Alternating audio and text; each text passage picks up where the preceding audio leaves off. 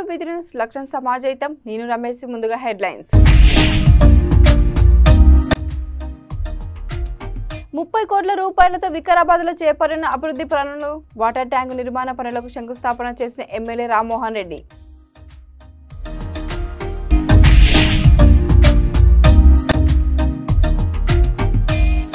మృత్యువుతో పోరాడి ఓడిన విద్యార్థిని శైలజ. నెల రోజుల క్రితం గిరిజన పాఠశాలలో ఫుడ్ పాయిజన్కు గురైన శైలజ.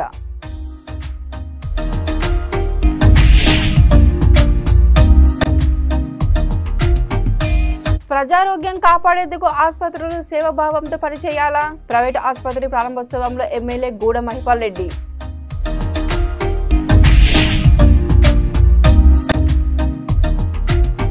ప్రజాదరణ లేక విలవిలపోయిన మహబూబాద్ మహాధర్నా.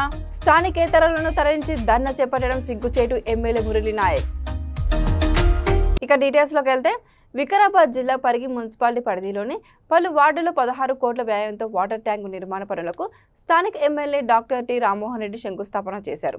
ఈ సందర్భంగా ఎమ్మెల్యే రామ్మోహన్ రెడ్డి మాట్లాడుతూ ముఖ్యమంత్రి రేవంత్ రెడ్డి దార్శికతతో ప్రతి పట్టణానికి ప్రతి పల్లెకు త్రాగునీరు ఇవ్వాలనే ఉద్దేశంతో మంచినీటి ట్యాంకుల నిర్మాణానికి శంకుస్థాపన చేసినట్లు తెలిపారు. త్వరలోనే 25 కోట్ల రూపాయలతో బీటీ రోడ్లు, అలాగే 5 కోట్ల వ్యయంతో అధునాతన సదుపాయాలతో పురపాలక సంఘ భవనం నిర్మాణం చేపట్టడం జరుగుతుందని తెలిపారు. ఈ కార్యక్రమంలో బ్లాక్ 1 కాంగ్రెస్ పార్టీ అధ్యక్షులు Siddhanti Parthasarathi, municipal chairman Ashok, DCC ప్రధాన కార్యదర్శి Hanumanthu, market committee chairman Parasuram Reddy, పట్టణ కాంగ్రెస్ అధ్యక్షులు కృష్ణ, ఉపాధ్యక్షులు ఏజాజ్, డీసీసీ కార్యదర్శి అక్బర్ పాల్గొన్నారు. మంత్రి రేవంత్ రెడ్డి గారి దార్శనికతతో ప్రతి పట్టణానికి ప్రతి పల్లెకు తాగునీరు ఇవ్వాలన్న ఉద్దేశంతో ఈరోజు పరిగి పట్టణంలో 16 కోట్ల రూపాయలతో మంచినీటి ట్యాంకులు మరియు దానికి సంబంధించిన పైప్ లైన్ వ్యవస్థ, ఇంటింటికి నల్లాలు ఇచ్చే కార్యక్రమాన్ని ప్రారంభిస్తున్నందుకు చాలా సంతోషంగా ఉంది. ఈ విధంగా ఇంకొక వారం రోజులలో 25 కోట్ల రూపాయలతో పరిగి పట్టణంలో ఉన్నటువంటి అన్ని రోడ్లకు కూడా బీటీ రోడ్లు వేయడం, అదేవిధంగా పురపాలక సంఘ భవనం కూడా 5 కోట్ల రూపాయలతో అధునాతన వసతులతో నిర్మించడం జరుగుతుంది. ఈ యొక్క ఫండ్స్ రిలీజ్ చేసినందుకు ఈ శాఖ కూడా ముఖ్యమంత్రి గారు నిర్వహిస్తున్నందుకు వారికి ధన్యవాదాలు తెలియజేస్తాం. మంత్రి గారు కోరిక మేరకు తప్పకుండా మనం 1వ తారీఖు నుంచి 9వ తారీఖు వరకు కాంగ్రెస్ ప్రభుత్వం రేవంత్ రెడ్డి గారు ముఖ్యమంత్రిగా ఏర్పడి 1 సంవత్సరం సంబరాలు ఏదైతే చేసుకుంటున్నామో ఆ సంబరాల భాగంగా మన పురపాలక సంఘ భవనం మరియు బీటీ రోడ్లను కూడా మనం ఫౌండేషన్ స్టోన్ వేస్తే బాగుంటుందని చెప్తున్నాం. తప్పకుండా దాని గురించి కృషి చేద్దాం.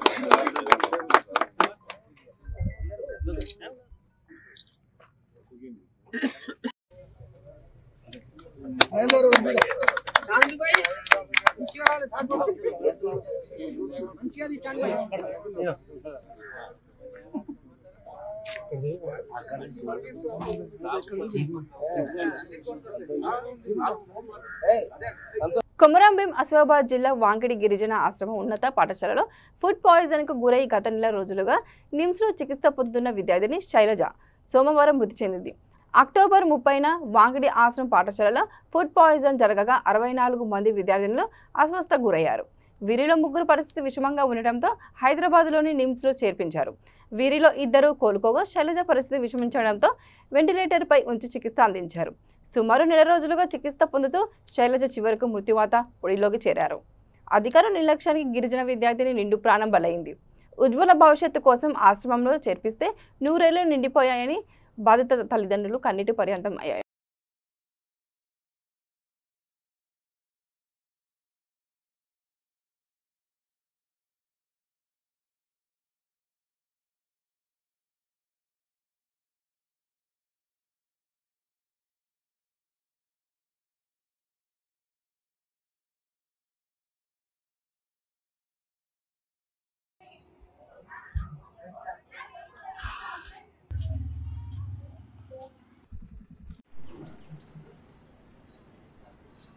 సంగారెడ్డి జిల్లా తెల్లాపూర్ మున్సిపాలిటీ పరిధిలోని తెల్లాపూర్ పట్టణంలో ఐరావత ప్రైవేట్ ఆసుపత్రిని స్థానిక శాసనసభ్యులు గూడ మహిపాల్రెడ్డి ప్రారంభించారు. ఈ సందర్భంగా ఎమ్మెల్యే మాట్లాడుతూ సామాజిక జీవనంలో విద్యా వైద్య రంగాలకు ఎంతో ప్రాధాన్యత ఉందని, వైద్య సంస్థలు వ్యాపార దృక్పథంతో కాకుండా సేవాభావంతో పనిచేయాలని ఆయన సూచించారు. ఆసుపత్రి మేనేజింగ్ డైరెక్టర్ మనీష్ రెడ్డి మాట్లాడుతూ అన్ని వర్గాల ప్రజలకు అందుబాటు ధరల్లో మెరుగైన వైద్య సేవలు అందించామన్నారు. ఈ కార్యక్రమంలో తెల్లాపూర్ మున్సిపల్ చైర్మన్ మల్లెపల్లి లలిత సోమిరెడ్డి, స్థానిక కౌన్సిలర్లు, ఆసుపత్రి వైద్యులు, సిబ్బంది పాల్గొన్నారు. Announce the inauguration of Airavata Hospital. So we are ready to treat the public from tomorrow itself. We are with the state of the technology, cath labs and everything, so that we will treat from tomorrow, and we are going to serve for the Tellapur and the everyone who are there here. And రేపటి నుంచి మేము ప్రతిదీ start చేయబోతున్నాము. మా దగ్గర everything ఉన్నాయి, doctors state of the art technology treatment ఇవ్వబోతున్నాం with every pricing అనేది కూడా ఈ డేలో చాలా ఇంపార్టెంట్ అయింది. మేము ప్రతి వాళ్ళకి కూడా మా సర్వీసెస్ అనేవి అవైలబుల్ చేస్తున్నాం. ఎవరికి కూడా మా దగ్గర ఎటువంటి ట్రీట్మెంట్ లేదు అని జరగకుండా వెళ్ళే పాయింట్ లేదు. ఈరోజు తెల్లాపూర్ మున్సిపల్ పరిధిలో ఐరావత ప్రైవేట్ హాస్పిటల్ ఇనాగ్రేషన్లో పాల్గొనడం జరిగింది. ఈ కార్యక్రమంలో హాస్పిటల్ మేనేజ్మెంట్ వారు, స్థానిక మున్సిపల్ చైర్మన్ గారు సోమిరెడ్డి గారు, కౌన్సిలర్ అందరూ, స్థానిక ప్రజలు, పత్రికా సోదరులందరికీ ధన్యవాదాలు తెలియజేస్తూ, ఈరోజు గవర్నమెంట్ హాస్పిటల్ ఒకవైపు అయితే ప్రైవేట్ హాస్పిటల్ ఒకవైపు ఈ పెరుగుతున్నటువంటి పాపులేషన్ దృష్టిలో పెట్టుకొని మనం సర్వీస్ చేయవలసిన అవసరం ఉంది. ప్రాంతం డెవలప్ కావాల్సిన అవసరం ఉంది. ఎడ్యుకేషన్, హెల్త్ అనేది చాలా మస్ట్. సమాజంలో బతకాలంటే ఈ రెండు పుష్టిగా ఉండవలసిందే. కాబట్టి ఇటువంటి హాస్పిటల్ ఇంకెన్నో రావాల్సిందే. ప్రభుత్వాలు దీనికి ఇటువంటి సహకరించి ముందుకు పోవాలి. ప్రాంత ప్రజలు పూర్తి స్థాయిలో ఈ hospital management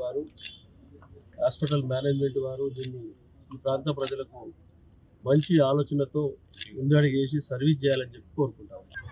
The similar way, our approach towards the treatment of the patients will be holistic in nature. It will be cost effective, transparent, as well as accountable. The patients who come to our center or our hospital will get utmost care. The only promise which we can make from our end is to deliver uncompromised quality care towards the patient. Over here in this building, this is not just a building. This is a unit in where we are planned to execute a patient who is suffering with a disease. Just not only the disease, we are going to give a human-centric approach towards them. So, on the evening of 25th, I'm proudly announcing the launch of Airavata.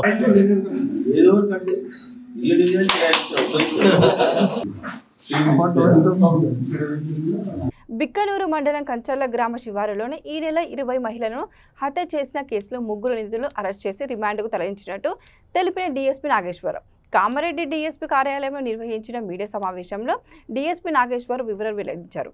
Kancharla గ్రామ శివారులోని వ్యవసాయ భూమిలో ఒంటరిగా పనిచేస్తున్న మహిళ బల్లెంలో సుగుణ తలపై కొట్టి హత్య చేసి 3 తులాల బంగారు ఆభరణాన్ని దొంగిలించినట్టు కేసులో అల్లెపు మల్లయ్య అనే నిందితుడు విషయం బయటకు వస్తుందని భావించి ఈ నెల 20న పురుగుల మందు సేవించి ఆత్మహత్య చేసుకొని నిన్న మృతి చెందగా మిగతా నిందితులు నవీన్, ప్రసాద్, సలవ్వలను అరెస్ట్ చేసి రిమాండ్కు తరలించినట్టు తెలిపారు.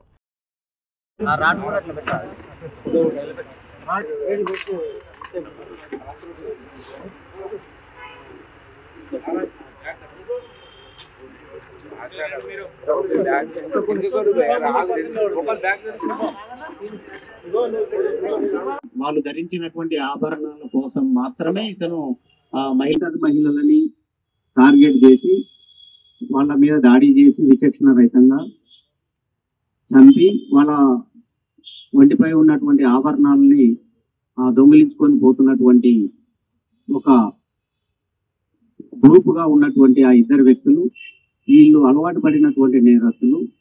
గతంలో కూడా వీళ్ళు సుమారుగా ఒక 5-6 మంది మహిళల్ని చంపినటువంటి రికార్డు కూడా వీళ్ళ మీద ఉన్నది. సో వీళ్ళు ఆ రోడ్డు మీదకి వెళ్ళి ఏదైనా ఒక నేరం చేయాలనేటువంటి ఉద్దేశంతో వాళ్ళు ఒక ఇనుప రాడ్ని దగ్గర పెట్టుకొని ఆ రోడ్డు పక్కమటి ఒంటరి మహిళలు ఎక్కడ ఉంటారా అని వాళ్ళు చూసుకుంటూ వస్తుంటారు. సో ఆ క్రమంలో ఈ సుగుణ అనేటువంటి ఆమె ఆ రోడ్డుకి దగ్గరలో పాలకూరలలో పనిచేసుకుంటున్నది గమనించి, సో ఇది మంచిగా వర్కౌట్ అవుతుందని వాళ్ళిద్దరు కలిసి వాళ్ళు వచ్చిన మోటార్ సైకిల్ పక్క కాపి ఆ పాలకూర కట్టలు కడుతున్న ఆ మహిళ దగ్గరికి వెళ్ళి మహిళతోటి మాటలు కలిపి వాళ్ళ ఆమెని బరిగొడ్లు పోయినాయి అని చెప్పి మాటలల్లో పడేసి ఆమె ఆదమర్చిన క్రమంలో వాళ్ళు వెంట తెచ్చుకున్నటువంటి రాడ్డుతోటి ఆమె మీద విచక్షణ రహితంగా దాడి చేసి తలబలగొట్టి ఆమె మెడలో ఉన్నటువంటి సుమారు 3 తులాల బంగారపు చైన్ని దొంగిలించుకొని అక్కడ నుంచి అదే మోటార్ సైకిల్ మీద పారిపోవడం జరుగుతుంది. సో ఈ క్రమంలో ఈ సమాచారాన్ని అందుకున్నటువంటి బిక్నూరు పోలీసులు, బిక్నూరు సిఐ గారు, బిక్నూరు సిబ్బంది, ఎస్ఐ గారు అందరూ మేము నేరస్థలానికి వెళ్ళడం జరుగుతుంది. ఆ నేరస్థలాన్ని క్షుణ్ణంగా పరిశీలించి ఆ రోడ్ సైడ్ ఉన్నటువంటి అన్ని విలేజ్లల్లో ఉన్న CCTVలని ఎంక్వైరీ చేస్తూ ఉంటుంటాం. సో ఈ క్రమంలో నేరస్తుడు తను దొంగిలించినటువంటి బంగారాన్ని డిస్పోజ్ చేసే దానికి ఒక బంగారు షాపుకి వెళ్ళి డిస్పోజ్ చేసే ప్రయత్నం జరుగుతుంది. కానీ ఆ షాపు వాళ్ళు ఒప్పుకోరు, తీసుకునే దానికి నిరాకరిస్తారు. సో అతను ఈ విషయాన్ని తన భార్యకి చెప్పి తర్వాత ఈ నేరంలో పాల్గొన్నటువంటి మరొక నేరస్తుడు ఇద్దరు, ఆ పేరు చెప్తాను నేను, వాళ్ళిద్దరు కలిసి ఆ భార్యని చెప్పి ఆ బంగారాన్ని తీసుకొని నిజామాబాద్ లో ఉన్న వాళ్ళ కొడుకు ఇంట్లో బంగారాన్ని దాచిపెట్టి వస్తారు. సో ఎప్పుడైతే పోలీసులు, బిక్నూరు సిబ్బంది మరియు కామారెడ్డి జిల్లాకు చెందిన CCS బీఆర్ఎస్ పార్టీ కోర్టు అనుమతితో అట్టహాసంగా అలీబాబా 40 మంది దొంగలతో మహబూబాబాద్లో నిర్వహించిన మహాధర్నా ప్రజాదరణ లేక విలవిలబోయిందని ఎమ్మెల్యే డాక్టర్ మురళీ నాయక్ విమర్శించారు. మహబూబాబాద్ జిల్లా కేంద్రంలోని ఎమ్మెల్యే క్యాంపు కార్యాలయంలో ఏర్పాటు చేసిన మీడియా సమావేశంలో ఎమ్మెల్యే మాట్లాడుతూ మహాధర్నాకు స్థానిక బీఆర్ఎస్ శ్రేణులు ఉత్సాహం చూపకపోవడంతో నేతలు 150 వాహనాలతో ఇతర జిల్లాల నుంచి స్థానికేతరులను తరలించి ధర్నా చేపట్టడం సిగ్గుచేటన్నారు.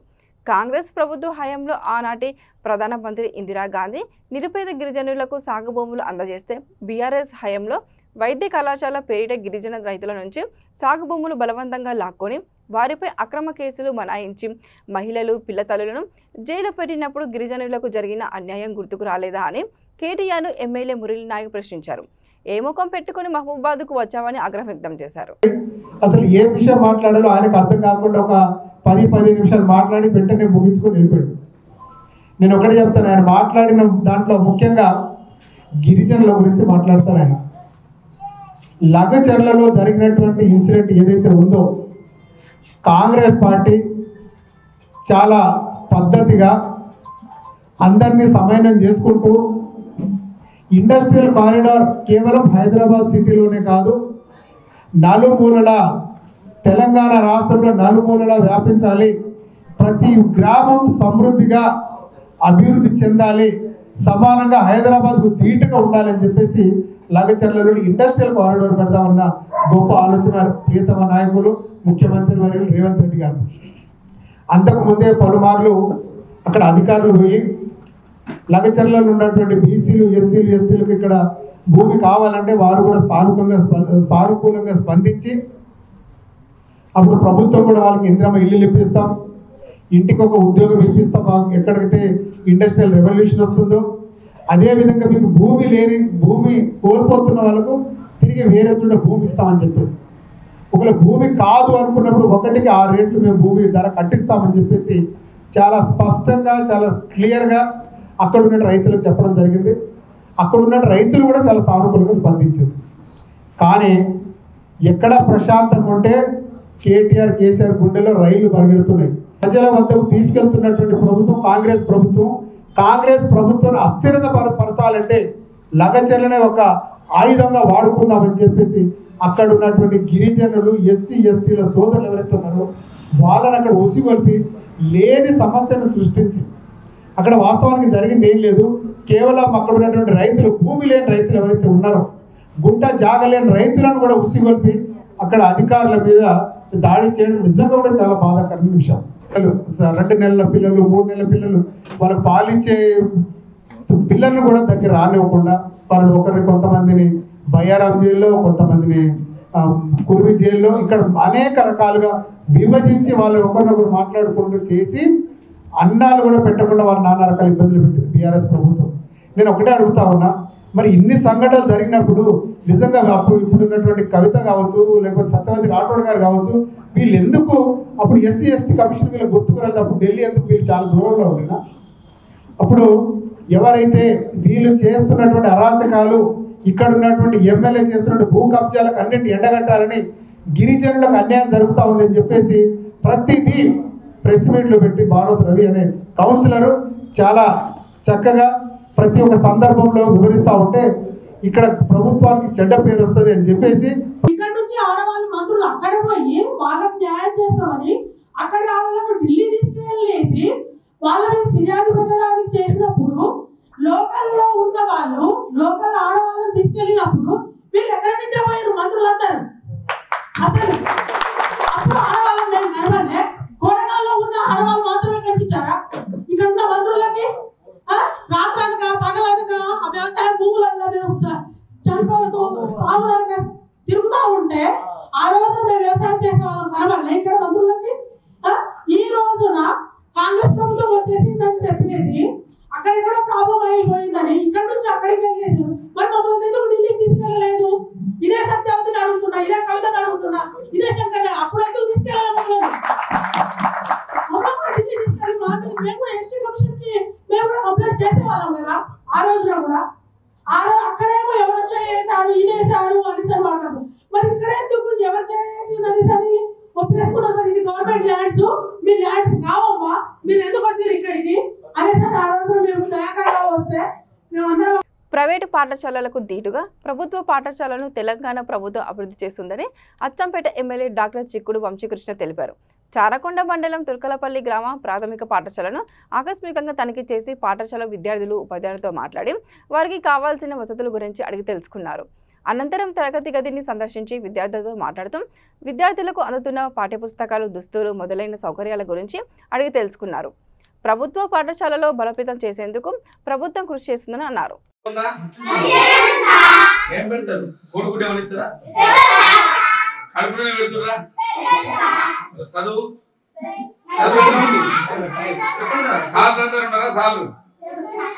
ఏదన్నా సబ్జెక్ట్ లేకుండా ఉన్నారా? సబ్జెక్ట్ అంటే తెలుగు, ఇంగ్లీషు, సాంఘిక శాస్త్రం, సామాన్య శాస్త్రం ఉన్నాయి. అవన్నీ ఇప్పుడు social studies, science, biological science మధ్యనే పెడతారు కదా. ఈ డ్రస్సులు ఎవరు ఇచ్చారు? ప్రభుత్వం, గవర్నమెంట్ ప్రభుత్వం రేవంత్ రెడ్డి సాబ్ మన ముఖ్యమంత్రి ఎవరు? ఎవరు ఆయన? అనేది ఎక్కడ పక్కనే. బులెటిన్ ముగించే ముందు మరోసారి హెడ్లైన్స్. ఇవి బులెటిన్ అప్డేట్ చూస్తూనే ఉండండి. విత్ ఇన్ లక్షణ సమాచారం. నమస్కారం.